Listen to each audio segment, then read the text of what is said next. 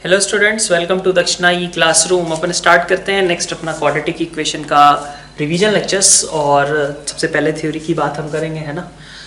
तो quadratic equations बहुत ही basic topic है, बहुत ज़्यादा जगहों पे यूज़ होता है और विदाउट इसके मतलब अच्छे क्वेश्चंस कई बार देखें तो कम ही बनते हैं। ज़्यादातर अच्छे सवालों में कुछ ना कुछ क्वाड्रेटिक लगी जाती है, ठीक है। कैलकुलस जो ट्रिग्नोमेट्री है, ठीक है, कैलकुलस में तो है ही है, इसके अलावा अलजेब्रा में भी, तीनों ही सेक्शंस में आपका इसका अच्छा खासा यूज़ है। सबसे पहले तो हम बात करते हैं कि क्वाड्रेटिक एक्सप्रेशन होता क्या है। तो क्वाड्रेटिक एक्सप्रेशन क्या होता है, a x square plus b x plus c की बात करते हैं, जो कि एक तरीके का पॉलिनोमियल है, ठीक है, सेकेंड डिग्री का पॉलिनोमियल है, जिसमें लीडिंग कोफिशिएंट आपका नॉन जीरो होना चाहिए। A x square plus b x plus c में लीडिंग कोफिशिएंट कौन है, ए, ठीक है, वो नॉन जीरो होना चाहिए, ठीक है। ए बी सी कभी रियल भी हो सकते हैं, कभी इमेजिनरी भी हो सकते हैं। तो हम मेजर टाइम कैसी बात करते हैं इस चैप्टर के अंदर, जबकि ए अपना कैसे, ए बी सी तीनों कोफिशिएंट्स कैसे हो, रियल हो, ठीक है। तो अगर आपके तीनों कोफिशिएंट्स वगैरह रियल हैं, ठीक है, तो उस केस को यहाँ पे हम मेजर पार्ट डिस्कस करेंगे, ठीक। इसको स्टार्ट करने के पहले कुछ और भी चीज़ें, जैसे हम पढ़ते थे इस टॉपिक के अंदर कि इक्वेशन और आइडेंटिटी में क्या फ़र्क होता है। तो इक्वेशन और आइडेंटिटी में फ़र्क ये है कि अगर कोई ऐसी चीज़ मतलब कुछ ऐसा लिखा हुआ है जिसको x की हर एक वैल्यू, ठीक है, जिसको सेटिस्फाई करती है, जिसका LHS और RHS x की हर एक वैल्यू के लिए आपस में बराबर हो, ठीक है, उनको हम क्या बोलते हैं, जहाँ पे मतलब LHS और RHS एग्जिस्ट कर सकें अगर, तो वो आपस में कैसे हो, बराबर हो हमेशा। तो ऐसे केसेस को हम बोलते हैं कि ये आइडेंटिटी है, ठीक है। जैसे sine square plus cos square is equal to 1, ठीक है। Sec square x is equal to 1 plus tan square x भी आइडेंटिटी है, क्योंकि यहाँ पे x को जब भी हम कुछ भी रखेंगे, जैसे x equal to pi by 2 रखना चाहें तो दोनों साइड अनडिफाइंड है, ठीक है, x equal to 3 pi by 2 रखना चाहें तो भी दोनों साइड अनडिफाइंड है, लेकिन बाकी केसेस में दोनों साइड हमेशा बराबर है, ठीक है। तो ग्राफ एग्जैक्टली इनका सेम होना चाहिए, तभी कोई दो, अगर LHS और RHS दोनों के ग्राफ आपके एग्जैक्टली सेम सुपर इम्पोज करते हुए आते हैं तो इस केस का मतलब होता है कि ये एक आइडेंटिटी को रिप्रेजेंट कर रहा है, ठीक है।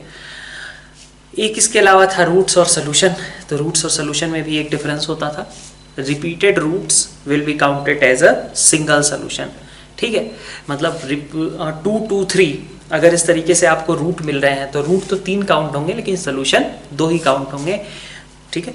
2 को हमें 2 टाइम्स मतलब काउंट नहीं करना होगा। तो repeated roots are counted as only 1, then we count solutions, ठीक है।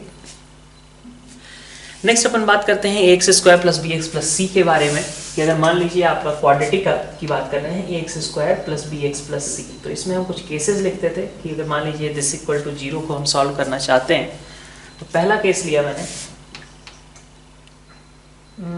कि अगर आपका मान लीजिए कि ए 0 हो जाए, ठीक है, ठीक है। अच्छा, ए 0 नहीं है तो ऑब्वियसली इसके 2 रूट्स एग्जिस्ट करेंगे, ठीक है।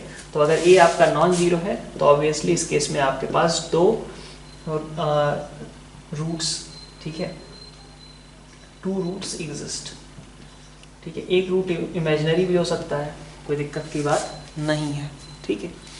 फिर इसके अलावा देखिए कि अगर मान लीजिए आपका ए 0 हो जाए और बी और सी नॉन जीरो हो, ठीक है, b and c are non zero, b and c are non zero.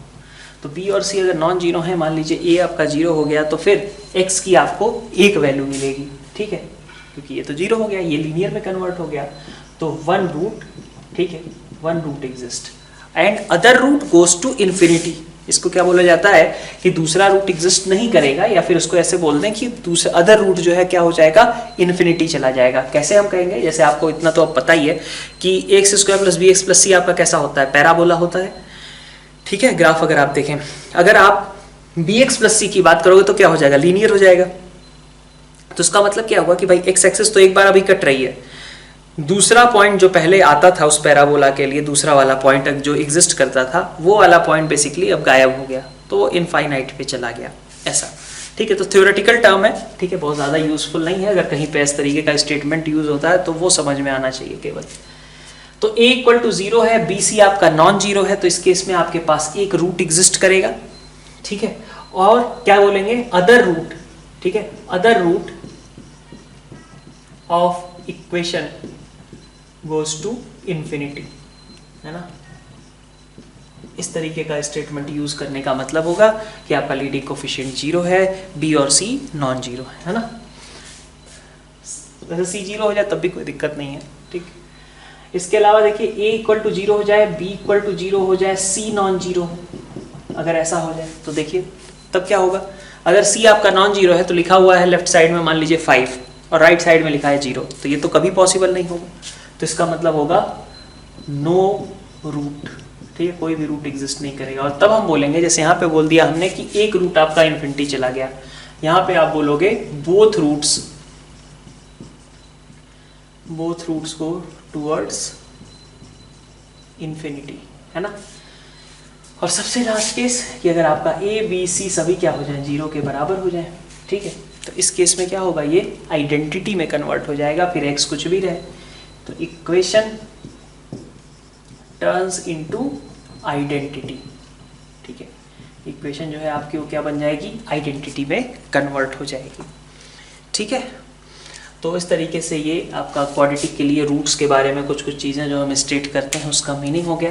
Quadratic ये आपका हमने पहले एक चीज़ तो दिखाई दी कि एक क्वाड्रेटिक जो है, क्वाड्रेटिक साथ दिखने वाली चीज़ आपकी आइडेंटिटी कब बनेगी, जब हम बोलेंगे क्या कि x square plus b x plus c is an identity in x, ठीक है।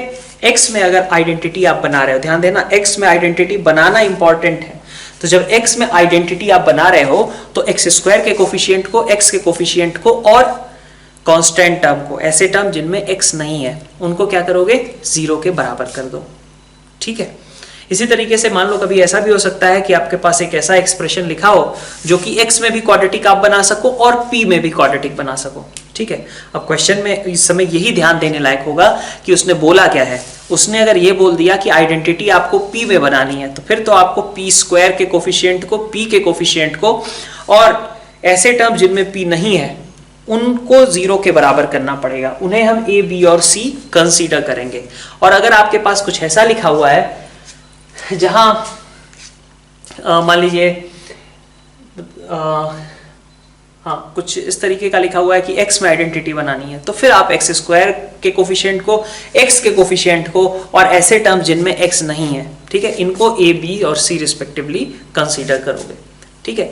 तो इंपॉर्टेंट ये हो जाता है कि आप इस बात पे ध्यान दीजिए कि आपको आइडेंटिटी किस में बनानी है, ठीक है।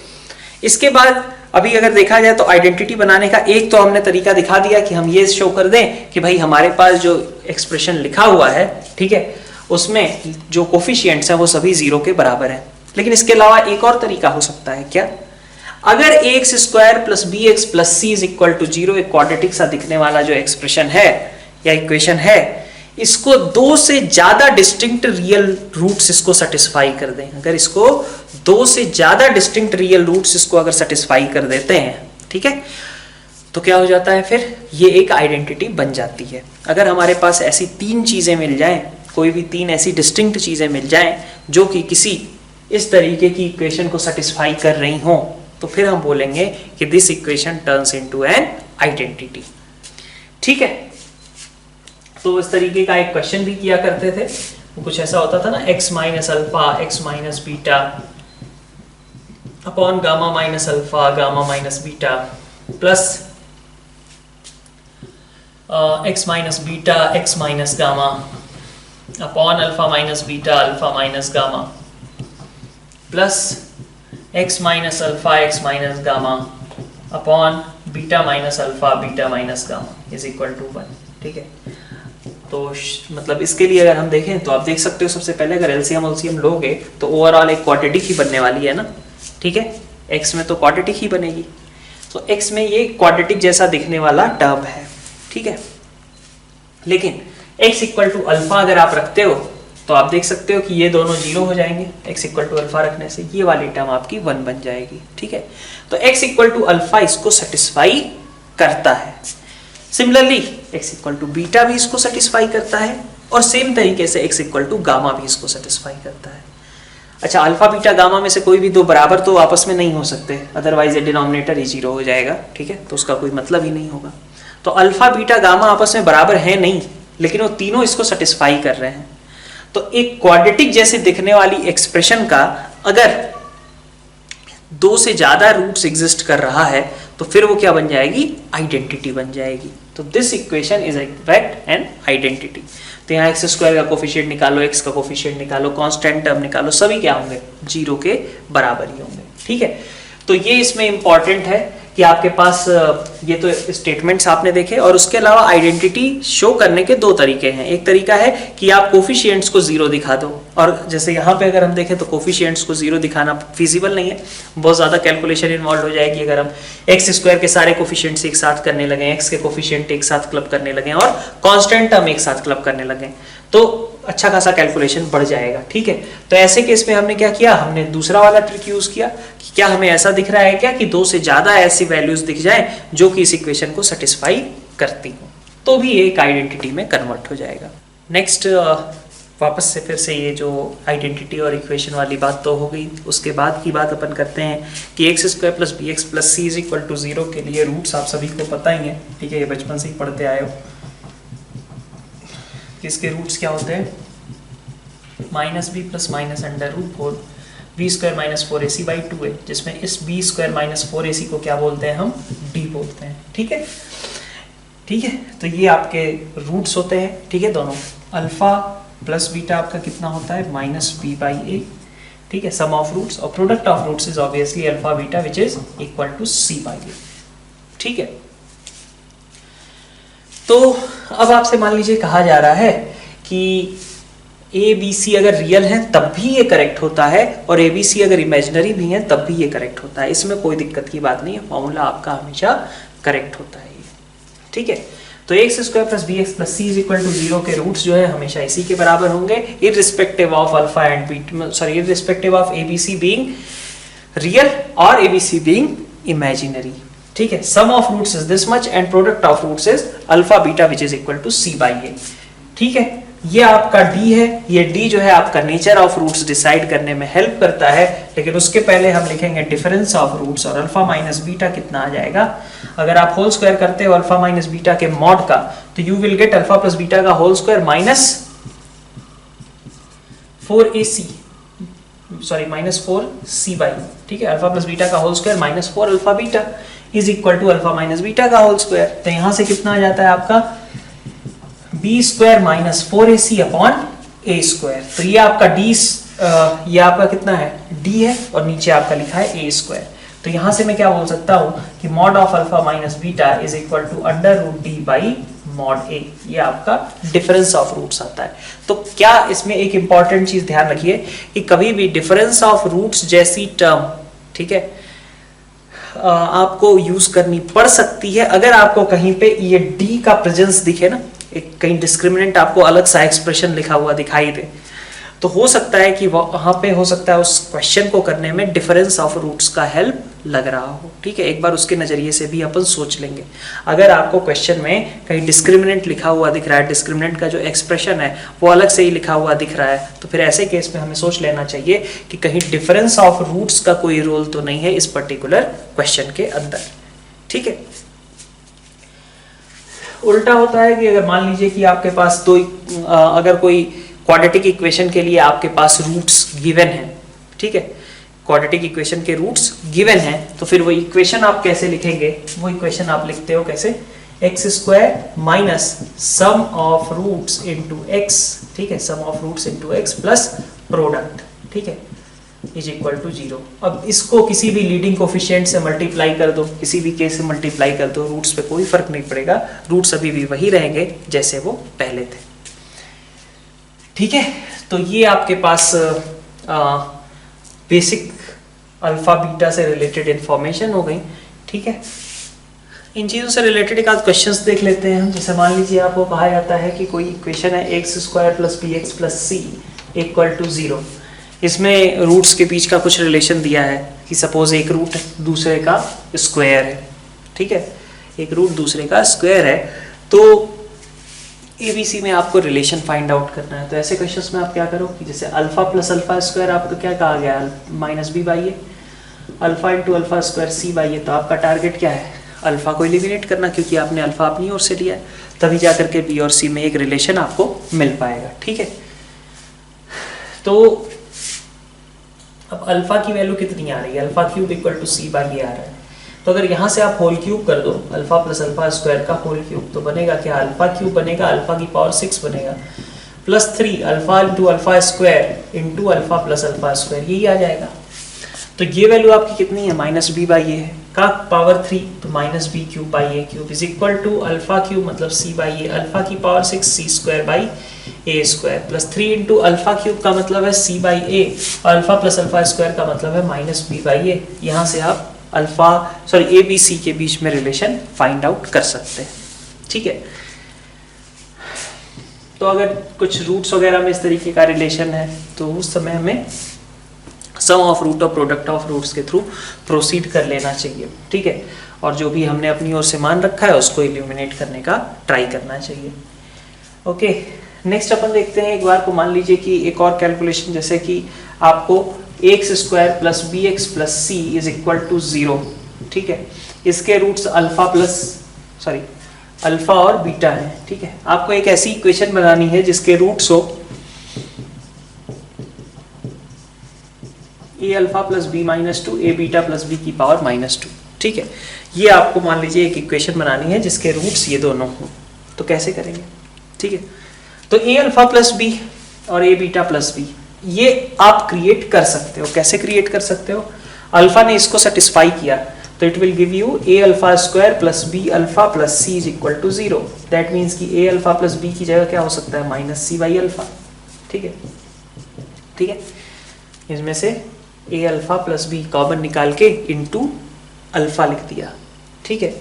तो ये इज इक्वल टू माइनस सी आ गया, तो ए अल्फा प्लस बी कितना हो गया, माइनस सी बाई अल्फा। और सिमिलरली ए बीटा प्लस बी कितना हो गया आपका, माइनस सी बाई बीटा, ठीक है। तो बेसिकली ये जो सब लिखा हुआ था ये सब क्या था, माइनस सी बाई अल्फा था, और ये क्या था आपका, माइनस सी बाई बीटा था। तो अगर आप इसकी पावर -2 करोगे तो आपको क्या पता चलेगा कि आपका माइनस सी बाई अल्फा का पावर -2 हो गया। मतलब एक रूट आपका basically alpha square by c square है और दूसरा रूट है beta square by c square. मतलब अब आपको एक ऐसी इक्वेशन लिखनी है जिसके रूट्स, ठीक है, इसकी जगह पे alpha square by c square, इसकी जगह पे beta square by c square हो। तो इसका मतलब क्या हुआ, इक्वेशन क्या होगी, x square minus sum of roots alpha square plus beta square by c square into x, plus आगे क्या होगा, प्रोडक्ट ऑफ रूट्स। तो प्रोडक्ट ऑफ रूट्स में आपके पास आ जाएगा alpha square beta square by c की पावर में 4 इज इक्वल टू 0। बाकी अब आप यहाँ से निकाल ही सकते हो alpha square plus beta square वगैरह, ठीक है, ठीक है। तो और नेक्स्ट देखते हैं अपन कुछ और भी।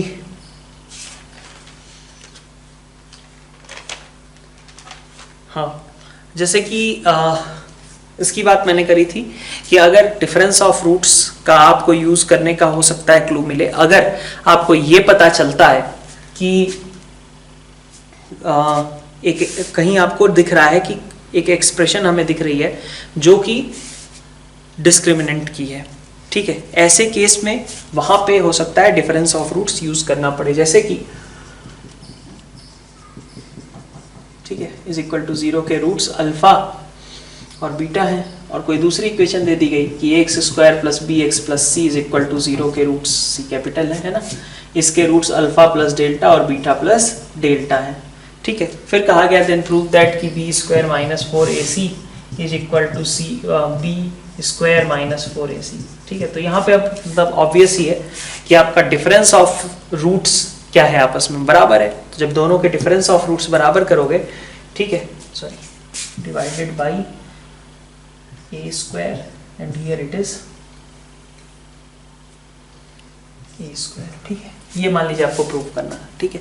तो आप क्या देखेंगे यहाँ पे कि ये एक्सप्रेशन आपका डिस्क्रिमिनेंट को रिप्रेजेंट करता है। जब डिस्क्रिमिनेंट की बात होगी तो हो सकता है कि हमारा डिफरेंस ऑफ रूट्स के तरीके से सोचना पड़े, और जैसे ही आप डिफरेंस ऑफ रूट्स स्ट्राइक होगा तो यहाँ अल्फा बीटा और यहाँ alpha plus delta beta plus delta, मतलब दिख गया कि दोनों का डिफरेंस जो है रूट्स का वो अल्फा माइनस बीटा बराबर ही है, ठीक है। तो दोनों का डिफरेंस ऑफ रूट्स निकाल लो, under root b square minus 4ac by a is equal to यहाँ से हो जाएगा under root d by a, मतलब b square minus 4ac by a, ठीक है, ठीक है। और इसी का स्क्वायर आपको प्रूव करके दिखाना है। तो डिफरेंस ऑफ रूट्स यही मतलब था मेरा कि डिफरेंस ऑफ रूट्स का क्लू मिलना चाहिए आपको, अगर आपको दिख रहा हो कहीं पे वहाँ डिस्क्रिमिनेंट की एक्सप्रेशन।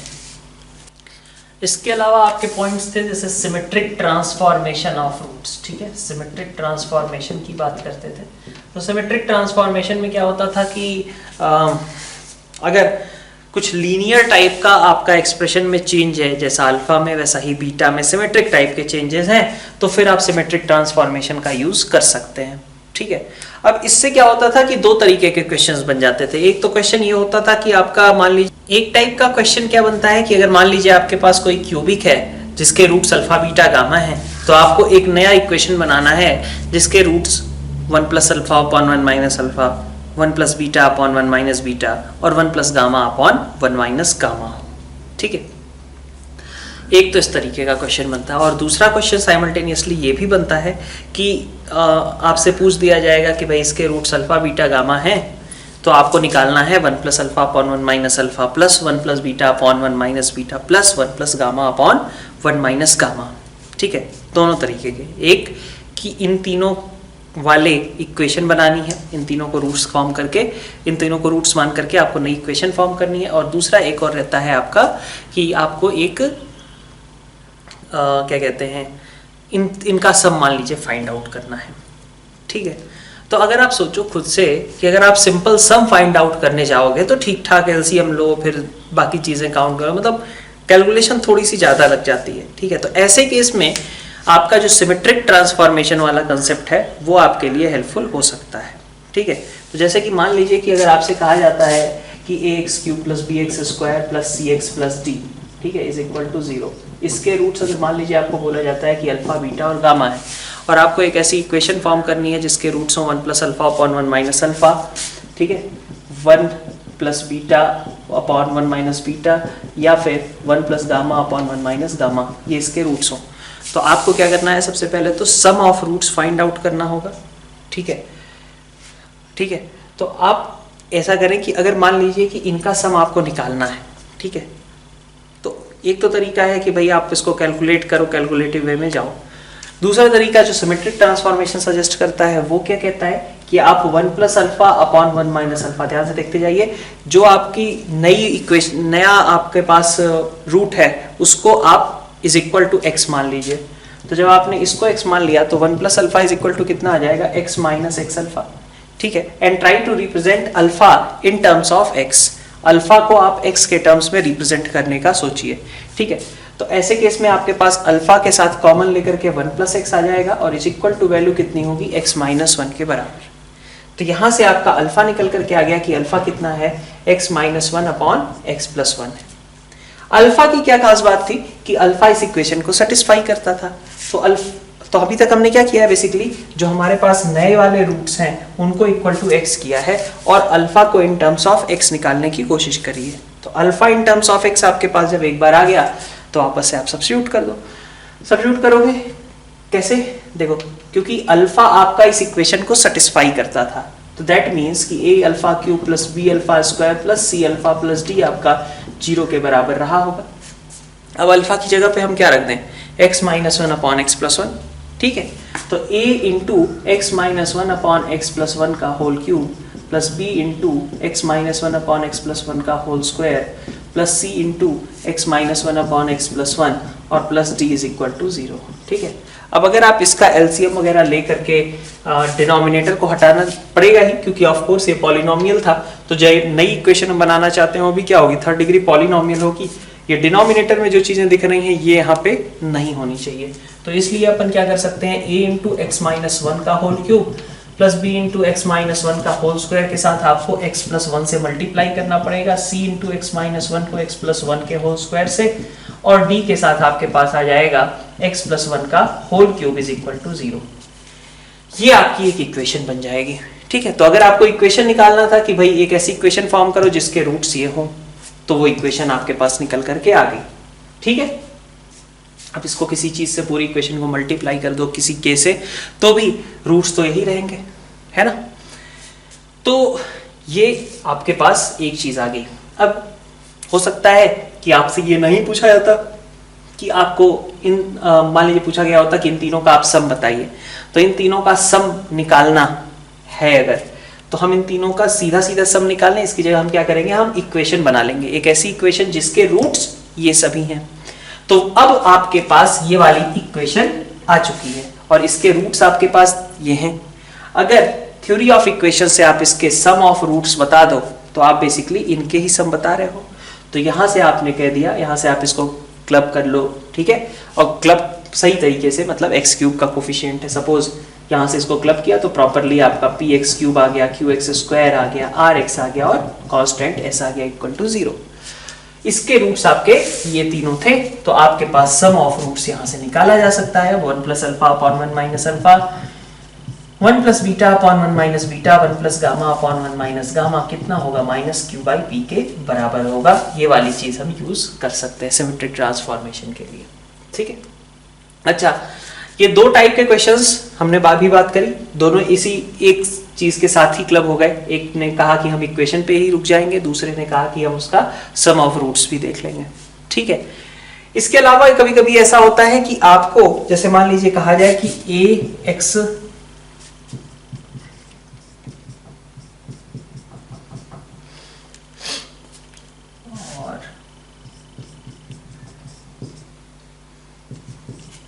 ठीक है,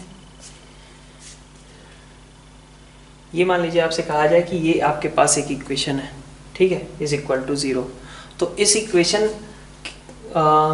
के रूट्स के बारे में अगर हमसे कहा जाए कि इसको मान लीजिए कि एक तरीके से ट्रांसफॉर्मेशन करके भी इसको कन्वर्ट किया जा सकता है। अगर आपसे ये कहा जाए कि x square plus b x plus c is equal to 0 के रूट्स अल्फा और बीटा हैं, then find roots of this equation in terms of alpha and beta. तो ऐसे केसेस में भी आप क्या कर सकते हो, अब इससे देखो, अगर आप x माइनस 1 के होल स्क्वायर से पूरे को डिवाइड कर दो तो आपके पास बचेगा क्या, ऐसा कुछ, ठीक है। तो मैं इसको भी क्या करता हूं, अंदर भेज देता हूं, कोई दिक्कत तो है नहीं, ठीक है। तो अब सीधी सी बात यह है कि अगर a alpha square plus b alpha plus c 0 होता है तो इसका मतलब आपके minus x upon x minus 1 को क्या होना पड़ेगा, अल्फा होना पड़ेगा, या फिर minus x upon x minus 1 को क्या होना पड़ेगा, बीटा होना पड़ेगा। तो यहाँ से आप बोल सकते हैं कि minus x is equal to alpha x minus alpha, और एक्स के साथ आपके पास आ गया minus 1 minus alpha is equal to minus alpha. तो एक्स की वैल्यू यहाँ से बन गई अल्फा अपॉन 1 प्लस अल्फा के बराबर, ठीक है, ठीक है। तो इसका मतलब क्या हुआ कि इस इक्वेशन के रूट्स क्या रहे होंगे, alpha upon 1 plus alpha, beta upon 1 plus beta. तो यहाँ पे भी आप सिमेट्रिक ट्रांसफॉर्मेशन का यूज कर सकते हो, ठीक है। तो ये ओवरऑल डिफरेंट चीजें हो गई जो सिमेट्रिक ट्रांसफॉर्मेशन के थ्रू आपको फ्रीक्वेंटली एड्रेस की जा सकती है। नेक्स्ट अपन बात करते हैं नेचर ऑफ रूट्स के बारे में, और यहाँ पे मेनली हम फोकस करेंगे x square plus b x plus c is equal to 0 के बारे में, जहाँ पे ए बी सी आपके कैसे हैं, रियल है, ठीक है। तो ए बी सी अगर आपके रियल है तो आपके पास केस क्या बनता है कि आपका डिस्क्रिमिनेंट जो D B square minus 4ac है वो भी कैसा होगा, रियल होगा। अब बी स्क्वायर माइनस 4ac अगर आपका रियल है तो वहां से आपके पास क्या सिचुएशन बनी, ठीक है, ये सारे कोफिशिएंट्स रियल थे। तो दो सिचुएशन, मतलब 2-3 सिचुएशंस अलग अलग हम देखते हैं। एक हो गया अगर आपका d इक्वल टू 0 है, एक हो गया d पॉजिटिव है, और तीसरा हो गया कि d अगर आपका नेगेटिव है। तो d इक्वल टू 0 अगर है तो ऐसे केस में क्या होता है, बोथ रूट्स आपके इक्वल होते हैं, because minus b plus minus under root b में d अगर 0 हो गया तो एक्चुअली लिखा हुआ है माइनस बी प्लस माइनस 0/2 है। तो बोथ रूट्स आर इक्वल, और वो इक्वल रूट्स क्या होंगे आपके, माइनस b/2 है ना। और यहाँ पे आपका अच्छा इक्वल और रियल भी है, equal and real, because b and a both are real, और दोनों रूट्स क्या हो गए फिर माइनस b/2 के बराबर हो गए। यहाँ पे both roots real and distinct की बात होगी, यहाँ पे रूट्स कैसे होंगे, रियल एंड डिस्टिंक्ट होंगे। और यहाँ पे बात हो गई कि बोथ रूट्स इमेजिनरी, ठीक है, बोथ रूट्स इमेजिनरी। तो अगर इमेजिनरी होते हैं तो कैसे होते हैं, कॉन्जुगेट पेयर्स में होते हैं, ठीक है। अब ध्यान रहे क्या कह रहा हूं मैं, कि अगर ऐसा तुम्हें पता हो कि ये एक क्वाड्रेटिक है जिसका d निगेटिव है, तो अगर तुमसे कहा जाए कि दोनों रूट्स जो होंगे, ठीक है, वो एक दूसरे के कॉन्जुगेट पेयर्स होके, तो ये बात गलत होगी, क्योंकि अभी तक मैंने कहीं भी ये मेंशन नहीं किया कि ABC आपके रियल हैं। जब ABC आपसे कहा जाए कि ABC आपके रियल हैं, तब जाकर के आप केवल कह सकते हो कि हाँ, अगर जो रूट्स मिल रहे हैं हमें वो दोनों एक दूसरे के कॉन्जुगेट्स होंगे। ठीक है, तो बोथ रूट्स आर इमेजिनरी, और मतलब कैसे होंगे ये alpha plus iota beta, alpha minus iota beta type के होंगे, क्योंकि हमें पहले से पता है इस केस में कि ABC हमारे कैसे है, रियल है। अगर ABC इमेजिनरी है तो फिर हम ऐसा कोई भी कमेंट नहीं कर सकते। ठीक है, ये कॉन्जुगेट पेयर्स वाला। तो अगर ऐसा है तो ऐसा होगा, लेकिन वाइसे वर्सा इज मतलब सॉरी वाइसे वर्सा नहीं, मतलब अगर आपको ये नहीं मेंशन किया जाता है कि ABC आपका रियल है तो फिर आप डायरेक्टली स्टेट नहीं कर सकते हो। ठीक, अब बात करते हैं, मान लो कि कभी ऐसा भी रहता है हमारा, अब कुछ और भी केसेस, जैसे अगर D आपका पॉजिटिव है और D आपका, if D is equal to, मान लीजिए कि D is not some integer square,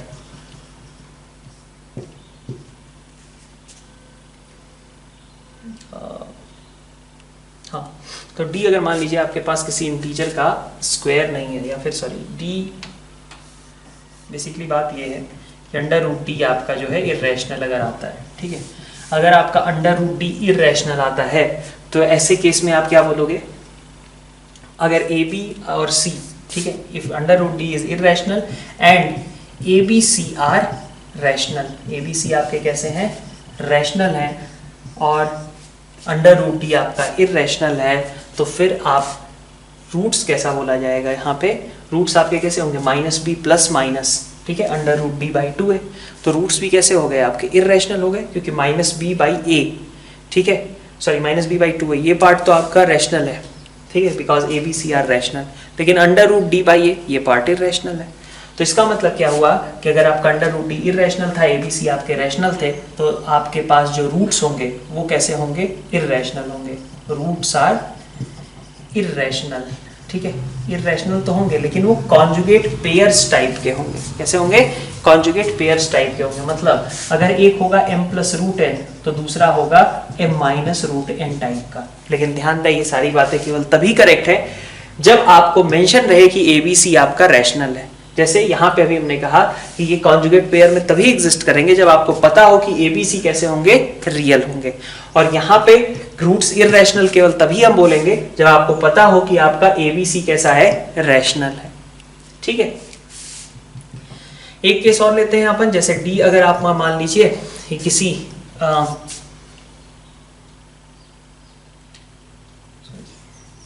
if A is equal to 1, BC belongs to integer and D is equal to integer square। ठीक है, अगर A आपका 1 है, BC आपका इंटीजर है और D आपका किसी इंटीजर का स्क्वायर है, ठीक है, तो ऐसे केस में हम कहेंगे कि रूट्स आर इंटीजर। रूट्स आपके कैसे आते हैं ऐसे केसेस में, इंटीजर्स आते हैं। ठीक है, तो A इक्वल टू 1 रहना चाहिए अगर आपसे कहा जाए। ऐसा नहीं है कि इसके बिना इंटीजर नहीं होंगे, इसके बिना भी इंटीजर हो सकते हैं, लेकिन इस केस में तो पक्का रूट्स कैसे आएंगे, इंटीजर आएंगे।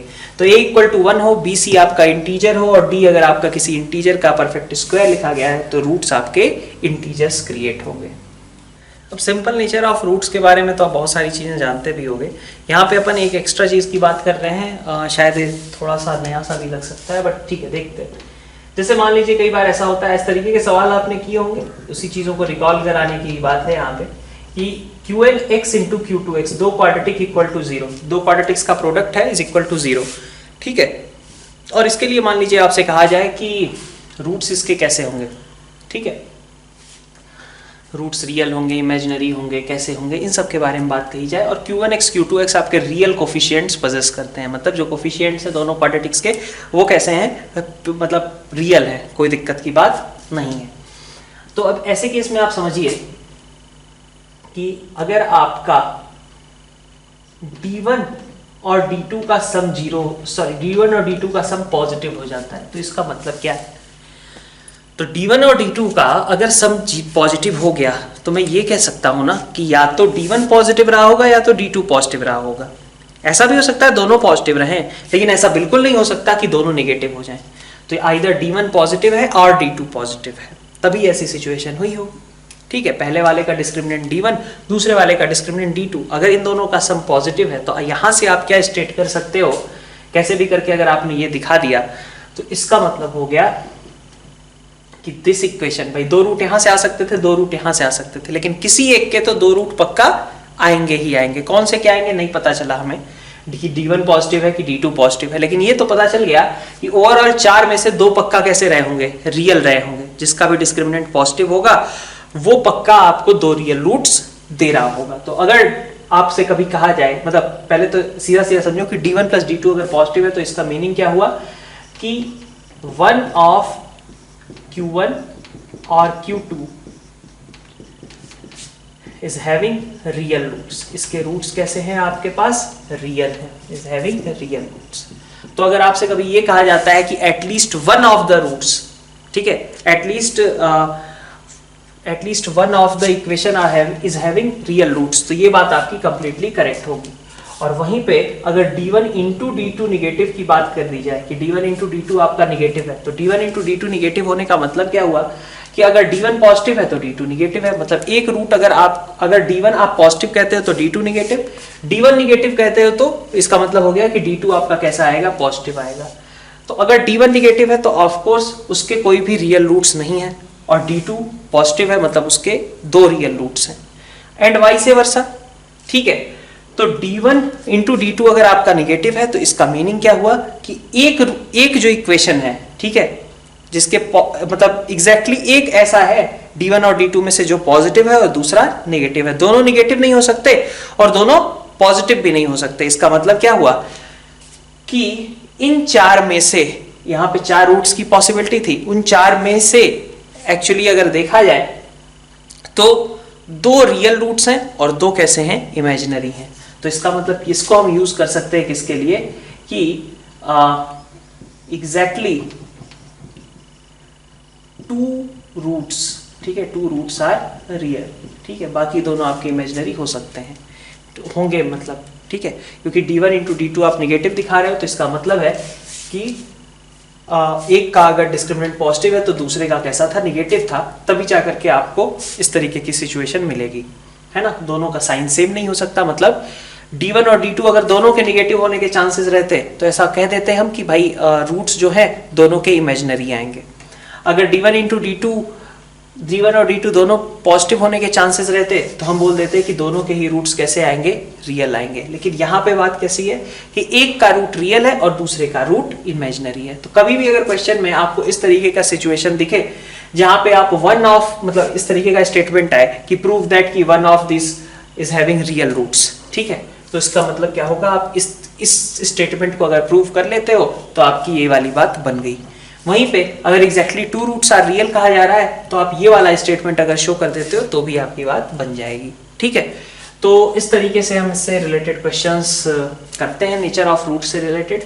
नेचर ऑफ रूट्स में बाकी सारी चीजें आपने मतलब थोड़ी बहुत देख रखी हैं, इस तरीके के क्वेश्चंस को भी आपने सॉल्व किया हुआ है, तो ये मैंने उसी चीज को एग्जाम्पल्स के थ्रू मतलब थ्योरी के थ्रू इस तरीके से शो करने की कोशिश करी है, ठीक है। जैसे क्वेश्चन आप लेते हो ax square plus b x plus c into minus ax square plus b x plus c is equal to 0 के लिए आपसे कहा जाता है कि नंबर ऑफ, मतलब मिनिमम कितने रूट्स होंगे, ठीक है, इसके रियल कितने इमेजिनरी, मतलब इस तरीके की अगर बात कही जाती है तो आप देख सकते हो कि इसका D1 कितना है, बी स्क्वायर माइनस 4ac, और इसका D कितना है, D2 B square plus 4ac। अगर आप दोनों का सम भी कर दो तो आपको पता चलता है कि D1 प्लस D2 आपका कैसा आएगा, पॉजिटिव आएगा, ठीक है।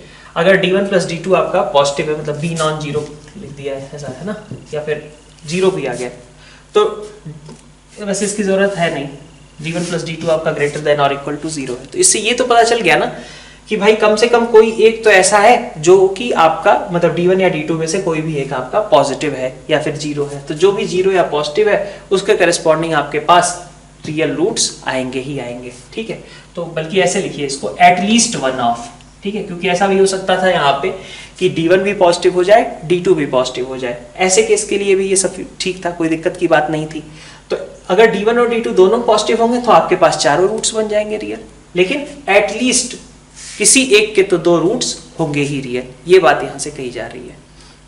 नेक्स्ट अपन देखते हैं कॉमन रूट्स के बारे में। कॉमन रूट्स आपका क्या स्टेट करता है, जैसे मान लीजिए कि आपके पास दो इक्वेशंस हैं, a1x² plus b1x plus c1 is equal to 0 और a2x² plus b2x plus c2 is equal to 0। ये मान लीजिए आपकी दो गिवन क्वाड्रेटिक इक्वेशंस हैं। तो इसमें दो सिचुएशंस हो सकती हैं। एक सिचुएशन ये हो सकती है कि इसके दोनों रूट्स कैसे हों, मतलब जो अल्फा बीटा इसके रूट है वही दोनों सेकेंड वाली इक्वेशन के भी रूट हो जाए। ठीक है, मतलब पहले वाली इक्वेशन के रूट्स और दूसरे वाली इक्वेशन के रूट एग्जैक्टली सेम हो, बोथ रूट्स आर सेम। तो केस 1 की बात कर रहे हैं, जबकि दोनों रूट्स आपके कैसे होंगे, सेम होंगे। अगर दोनों रूट्स आपके सेम होते हैं तो सिचुएशन क्या बनेगी कि कोफिशिएंट्स का जो रेशियो है a1/a2, b1/b2, c1/c2 ये सब आपस में कैसे होंगे, बराबर होंगे। और केस 2 अगर हम देखें जब का एग्जैक्टली एक ही रूट आपका इसको मतलब सेम है, इसका मतलब हुआ कि मान लीजिए कि इसके, अब पहले केस में बात ऐसी थी कि अल्फा बीटा अगर इसके रूट है तो इसके भी रूट्स अल्फा बीटा है। दूसरे केस में हम बात कर रहे हैं इसके रूट अल्फा बीटा है, दूसरे वाले के रूट अल्फा गामा है। मतलब आपका एग्जैक्टली एक ही रूट है जो कि दोनों में कॉमन है। अगर एग्जैक्टली एक ही रूट कॉमन है तो आप कह सकते हो कि अल्फा सेटिस्फाई तो करता ही होगा, a1 alpha square plus b1 alpha plus c1 is equal to 0, a2 alpha square plus b2 alpha plus c2 is equal to 0। और यहां से आप क्या लिख सकते हो, अल्फा स्क्वायर अपॉन, ठीक है, अपन क्या करते थे, अल्फा स्क्वायर को यूज किया तो ये वाले टर्म्स हटा दिए, बाकी यहाँ पे जो दिख रहे हैं आपको b1 c2 b2 c1 cross multiplication वाला मेथड अप्लाई किया। अल्फा स्क्वायर यहाँ रहने दिया, यहाँ से लिखा हमने b1 c2, ठीक है, minus b2 c1, minus alpha लिखते हैं। माइनस अल्फा जब लिखते हैं तो आप इसको हटा देते हैं, a1 c2 minus a2 c1 minus a2 c1 is equal to 1 upon, इसको हटा देते हैं कांस्टेंट को, यहाँ से बचता है a1 b2 minus a2 b1, तो a1 b2 minus a2 b1। तो alpha square is equal to minus alpha is equal to something. First third को कंपेयर किया तो यहाँ से कंडीशन बन गई alpha square is equal to b1 c2 minus b2 c1 upon a1 b2 minus a2 b1। और दूसरी condition यहाँ से इन दोनों कंपैरिजन से बन गई alpha is equal to a2 c1 minus a1 c2 upon a1 b2 minus a2 b1। ठीक है, तो इसका स्क्वायर इसके बराबर होना चाहिए। अल्फा तो हमने अपनी ओर से इंट्रोड्यूस किया था, तो कंडीशन क्या होगी, for exactly one common root condition will be इसका स्क्वायर, मतलब a2 c1 minus a1 c2 upon a1 b2 minus a2 b1 का whole square is equal to, ठीक है, ये होल स्क्वायर जो है आपका किसके बराबर होगा, इसके बराबर। तो b1 c2 minus b2 c1 upon a1 b2 minus a2 b1 के बराबर होगा। अब यहाँ से आप सिंप्लीफाई कर लो कि a2 c1 minus a1 c2 का whole square is equal to a1 b2 minus a2 b1 into b1 c2 minus b2 c1 के बराबर होगा। This is condition of exactly one root being common to both the quadratics. ठीक है, तो आपको mainly क्या करना होता है, ये जो प्रोसेस है ना, प्रोसेस को आपको फॉलो करना होता है। बाकी सारी चीजें ठीक हैं, लेकिन ये जो प्रोसेस है आपके पास, ठीक है, इसको फॉलो करना होता है। इसको रिजल्ट याद रखने की जरूरत नहीं है। प्रोसेस फॉलो करने में क्या फायदा है कि हो सकता है कि यहाँ पे बहुत सारी चीजें सिंप्लीफाई होकर के कट पिट जाए और आपको आसानी से कुछ जो भी कंडीशन चाहिए वो आपकी क्रिएट हो जाए। ठीक है, तो आपको हमेशा यहाँ पे प्रोसेस से जाना है, आपको ये रटने की जरूरत नहीं है। ठीक है, ऑल्दो इसके लिए एक मेथड 2 भी एग्जिस्ट करता है, अल्टरनेट मेथड जिसको कहते हैं हम। अल्टरनेट मेथड क्या कहता है कि अगर आपको पहले से गिवन हो क्वेश्चन में कि एग्जैक्टली एक रूट कॉमन है, ठीक है, अगर आपके पास एग्जैक्टली एक रूट कॉमन है तो आप क्या कर सकते हो, एक और तरीका यूज कर सकते हो। आप क्या करो, लीडिंग कोफिशिएंट को सेम बनाओ। जैसे कि अगर मैं फर्स्ट वाली इक्वेशन को a2 से और सेकंड वाली इक्वेशन को a1 से मल्टीप्लाई कर दूं, फर्स्ट इक्वेशन को a2 से और सेकंड इक्वेशन को a1 से मल्टीप्लाई कर लूं और डिफरेंस ले लूं, तो आपके एक्स स्क्वायर की टर्म्स कैंसिल आउट हो जाएंगी। ठीक है, और आपके पास आएगा क्या, b1 a2 minus b2 a1 into x, ठीक है, plus c1 a2 minus c2 a1 is equal to 0। तो यहां से आपको x की कुछ वैल्यू मिलेगी, वही x क्या है, आपका कॉमन रूट है। तो आप क्या करो, यहां से x अगर फिजिबल हो, कई बार ऐसा भी हो सकता है कि x बहुत कॉम्प्लिकेटेड आया तब तो कोई फायदा नहीं होगा, लेकिन अगर x आपका सिंप्लीफाइड कुछ आ जाता है तो आप x की जो कॉमन वैल्यू, मतलब जो वैल्यू आ रही है वही आपका कॉमन सोल्यूशन होगी। और कॉमन रूट होने का मतलब क्या है कि वो दोनों इक्वेशन को सेटिस्फाई कर रही होगी। तो आप इस फैक्ट का भी आगे यूज कर सकते हो कि यहां से जो आपके पास x की वैल्यू आ रही है वो दोनों इक्वेशंस को सेटिस्फाई कर रही होगी। ठीक है, तो कॉमन रूट से रिलेटेड एक और चीज रहती है कि हमें मान लो कई बार एक कोई क्वाड्रेटिक दे दी जाती है, ठीक है, जिसका हमें दिख जाता है कि भाई इसका डी निगेटिव है, ठीक है, और दूसरी क्वाड्रेटिक के बारे में कहा रहता है कि भाई इसके रेशियो, इसके कोफिशिएंट्स के बारे में हमें इंफॉर्मेशन नहीं है। Like ax square plus bx plus c को कह दिया जाए कि ax square plus bx plus c is equal to 0 and x square plus 3x plus 5 is equal to 0 are having a common root. A common root कहने का मतलब हमेशा किसी भी क्वेश्चन में क्या होता है, इसमें कई बार लोगों से मिस्टेक होती है, कहा जाता है हैविंग अ कॉमन रूट, तो अपन बोथ रूट्स कॉमन वाली कंडीशन भूल जाते हैं। हैविंग अ कॉमन रूट का मतलब है कि भाई एक रूट तो कॉमन है, ठीक है, एक से ज्यादा भी हो सकता है। अगर उसको बताना होगा कि एग्जैक्टली एक ही रूट कॉमन है तो फिर वो यूज करेगा वहां पे वर्ड एग्जैक्टली, ठीक है। तो if both roots are common उसकी भी कंडीशन आपको चेक करनी चाहिए, और if exactly one root is common उसकी भी कंडीशन आपको चेक करनी चाहिए, ठीक है। अगर क्वेश्चन में सिर्फ इतना मेंशन्ड है कि these equations are having a common root, ठीक है। तो अब जैसे मान लीजिए कि किसी क्वेश्चन में ऐसा कहा गया कि x square plus bx plus c और x square plus 3x plus 5 is equal to 0 are having a common root. तो अगर इन दोनों के रूट्स कॉमन है तो यहां पे आपको चमकना चाहिए कि इसका d निगेटिव है, और चूंकि d निगेटिव है तो इसका मतलब दोनों रूट्स ही कॉमन होंगे या तो कोई रूट कॉमन नहीं होगा। ऐसा नहीं हो सकता ना कि भाई इसका root suppose alpha plus iota beta है तो दूसरा root alpha minus iota beta है, ऐसा ही होगा पक्का। तो ऑब्वियसली अगर अल्फा प्लस आयोटा बीटा इसका रूट है तो इसके दूसरे रूट को भी क्या होना पड़ेगा, अल्फा माइनस आयोटा बीटा ही होना पड़ेगा, और इसलिए आपके पास ये पॉसिबल ही नहीं है कि एग्जैक्टली एक ही रूट कॉमन हो, दोनों रूट्स कॉमन होने पड़ेंगे। और जब दोनों रूट्स कॉमन होंगे तो a/1 लीडिंग कोफिशिएंट्स का कंपैरिजन, फिर x के कोफिशिएंट्स का कंपैरिजन, फिर यहां से c/5, ये सभी आपस में कैसे होने चाहिए, बराबर होने चाहिए, ठीक है। ये ग्राफ कैसे बनाया जाता है, तो y is equal to ax square plus bx plus c, आपको पता है कि एक पैराबोला है, ठीक है। और ये पैराबोला किस तरीके का होता है, तो अपन क्या कहते हैं, अगर a आपका पॉजिटिव है, सबसे पहली चीज कि a अगर आपका पॉजिटिव है तो आपके पास क्या बनता है, एक अपवर्ड पैराबोला बनता है, ठीक है, अपवर्ड पैराबोला, है ना, ठीक। ये सबसे पहली चीज इसमें रहती है। और इम्पॉर्टेंट पॉइंट क्या रहता है इसका, एक वर्टेक्स, वर्टेक्स के कोऑर्डिनेट्स मेंशन कीजिए। वर्टेक्स के कोऑर्डिनेट्स क्या होते हैं, -b/2a माइनस d/4a। अच्छा, ये दूसरी चीज रह गई, a का साइन जो है, a अगर नेगेटिव है तो डाउनवर्ड पैराबोला बनेगा, ठीक है। वर्टेक्स -b/2a माइनस d/4a, तो अगर a पॉजिटिव है ना, तब तो वर्टेक्स जो है आपका सबसे नीचे वाला पॉइंट होगा, पॉइंट ऑफ मिनिमा एक तरीके से होगा, और क्योंकि ऊपर तो उसको कहाँ जाना है, इन्फिनिटी जाना है। जबकि a अगर निगेटिव है तो इसका मतलब आपको नीचे डाउनवर्ड पैराबोला मतलब -∞ तक जाना है, लेकिन आपका जो वर्टेक्स होगा उस समय क्या हो जाएगा, पॉइंट ऑफ मैक्सिमा हो जाएगा, ठीक है। तो point of maxima is -b/2a and maximum value will be -d/4a. While if a is positive, then this will be a point of minima -b/2a and minimum value will be -d/4a for the quadratic. Third चीज आ जाती है आपके पास sign, d कैसा है, d अगर positive है तो इसका मतलब कि रूट्स एग्जिस्ट करेंगे, रियल रूट एग्जिस्ट करेंगे, मतलब x एक्सिस दो बार इंटरसेक्ट होगा, ठीक है, x एक्सिस इज इंटरसेक्टेड, ठीक है, ट्वाइस, ठीक है, दो रियल और डिस्टिंक्ट रूट एग्जिस्ट करेंगे। d अगर इक्वल टू 0 है तो ऐसे केस में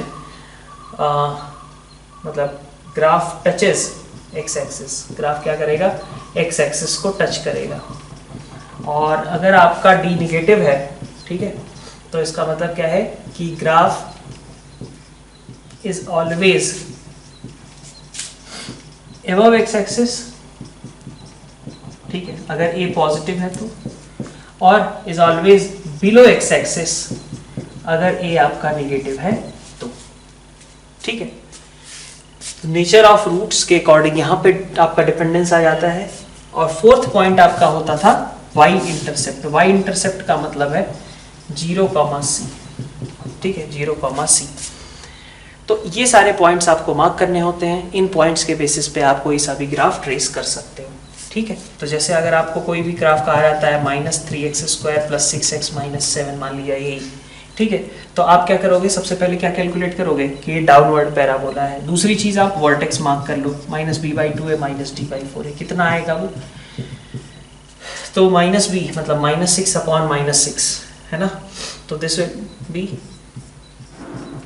1, और यहाँ से माइनस डी, डी की वैल्यू कितनी है 36 और ये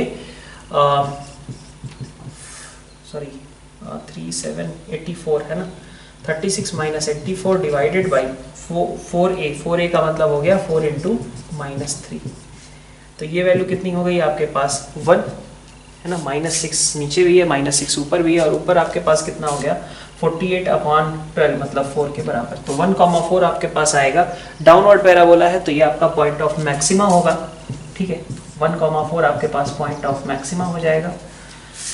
0,c आपका y इंटरसेप्ट मतलब 0,-7, तो 0,-7 आपका यहाँ पे रहा मान लीजिए, ठीक है। तो अब आप इसको मार्क करते हुए ग्राफ बना सकते हैं इस तरीके से सिमेट्रिकल। ये आपकी लाइन ऑफ सिमेट्री कहलाती है। Line of symmetry is a vertical line passing through it's vertex, ठीक है।